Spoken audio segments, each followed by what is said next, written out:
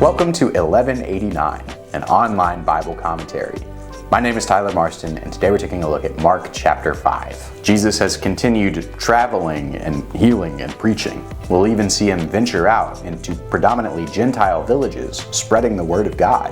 All people who desperately need Jesus will find him and his healing hands. That goes for Jews, Gentiles, men and women, children, the rich and the poor. Everyone can find salvation in Jesus, but not everyone will realize their need for him. They came to the other side of the sea, into the country of the Gerasenes. When he got out of the boat, immediately a man from the tombs with an unclean spirit met him, and he had his dwelling among the tombs, and no one was able to bind him anymore, even with a chain, because he had often been bound with shackles and chains, and the chains had been torn apart by him, and the shackles broken in pieces, and no one was strong enough to subdue him.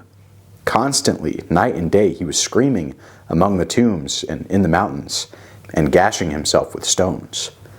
Mark gives a very detailed account of the life of this demon-possessed man who lives in the country of the Gerasenes. This refers to one of the cities of the Decapolis, east of the Jordan River, outside historic Jewish rule. This certain man has had a particularly hard life, even among all the other demon possessions that Jesus and his disciples have seen. He's alone, he's in pain, the surrounding village sees him as a nuisance, and yet this all changes when Jesus makes his way to him.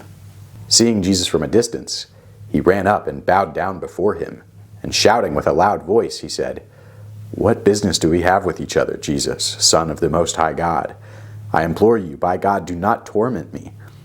For he had been saying to him, "Come out of the man, you unclean spirit." And he was asking him, "What is your name?" And he said to him, "My name is Legion, for we are many." And he began to implore him earnestly not to send him out of the country.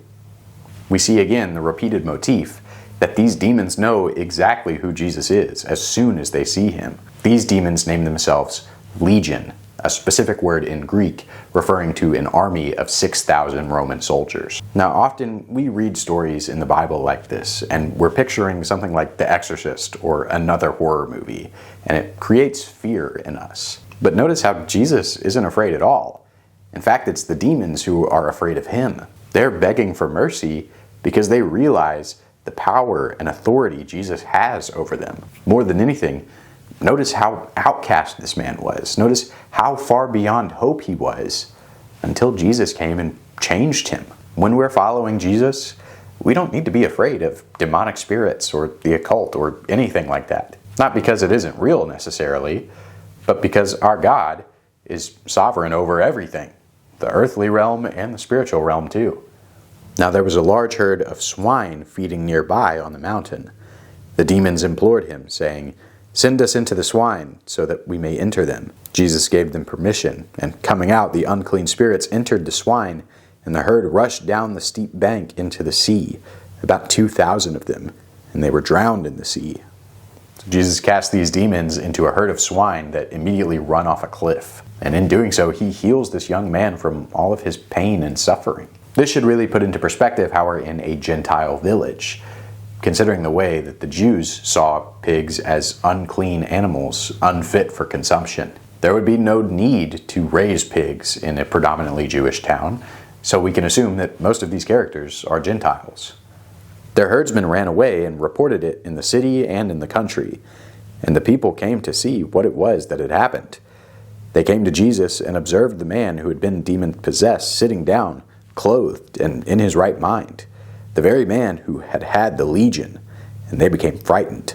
Those who had seen it described to them how it had happened to the demon-possessed man and all about the swine, and they began to implore him to leave their region.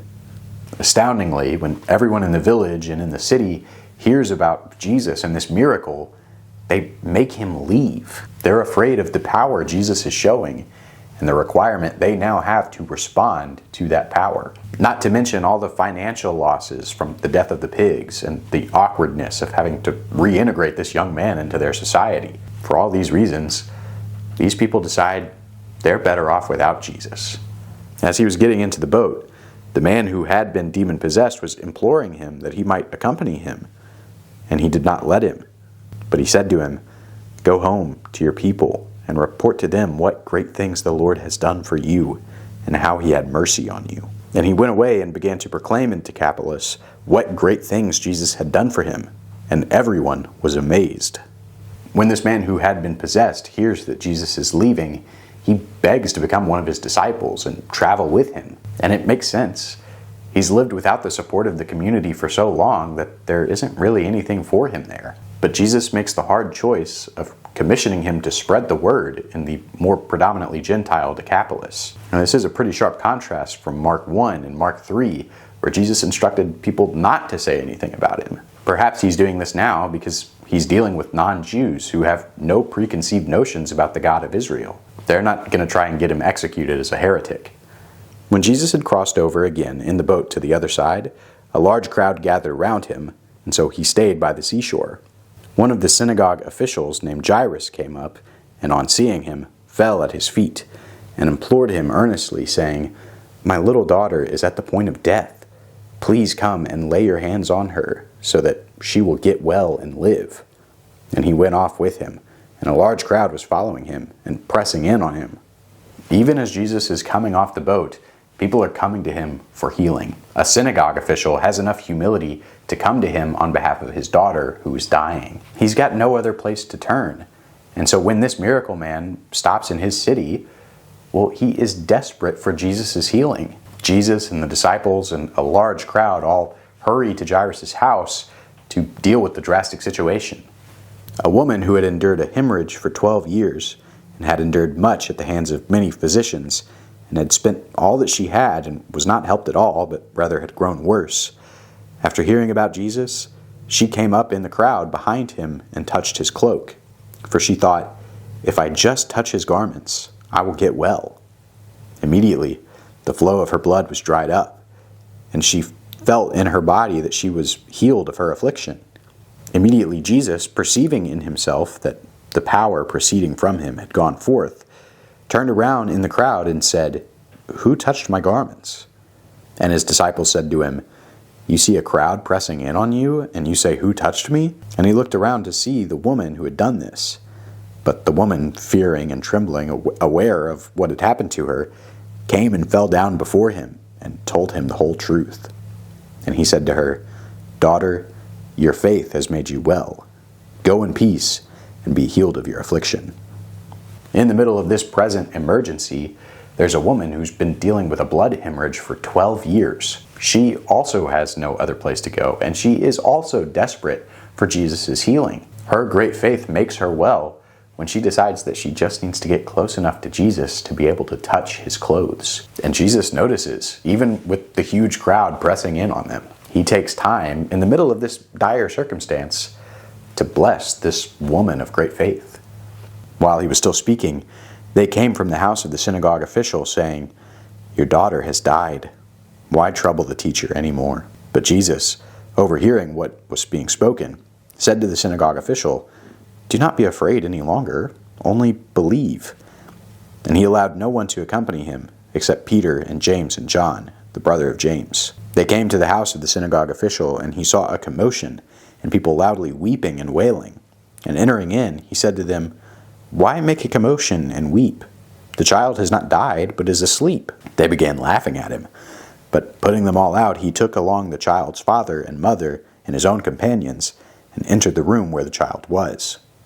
Meanwhile, we hear that the little girl has died, perhaps because of Jesus' interruption with the woman. The household servants and the synagogue official all immediately give up, thinking that there's no more hope. They turn from emergency mode to tragedy mode, and perhaps are even secretly blaming Jesus for his interruption. They even go as far as to laugh at Jesus and his insistence on having faith, saying that the girl is only sleeping.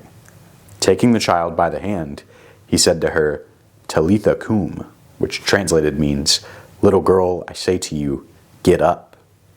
Immediately, the girl got up and began to walk, for she was 12 years old, and immediately they were completely astounded. And he gave them strict orders that no one should know about this, and he said that something should be given her to eat. Incredibly, though, Jesus raises this little girl from the dead. It's of course a foreshadowing to his own resurrection. and the coming resurrection for all those who follow him in the new creation. Jesus was in complete control of the situation the whole time. So we shouldn't be so quick in throwing in the towel when presented with bad odds. Jesus again warns that nobody tell of this event, similar to how he did in chapters 1 and 3. He's back on the predominantly Jewish side of Galilee now, and he realizes that this resuscitation could attract some unwanted attention, much like Lazarus' resuscitation did in John 11. But in all, this chapter contains some of Jesus' most famous healings. Men, women, and children can all find healing in Jesus. Jews and Gentiles can all find healing in Jesus. The outcast and the oppressed, and the rich and the religious can all find healing in Jesus. No matter who we are or where we're from, without him, we're spiritually dead, like the little girl. But Jesus gives us new life. And on this side of the resurrection, we're commanded to spread that word. How can we not when we realize what he's done for us? Thanks for watching 1189. I hope you have a good day, and God bless.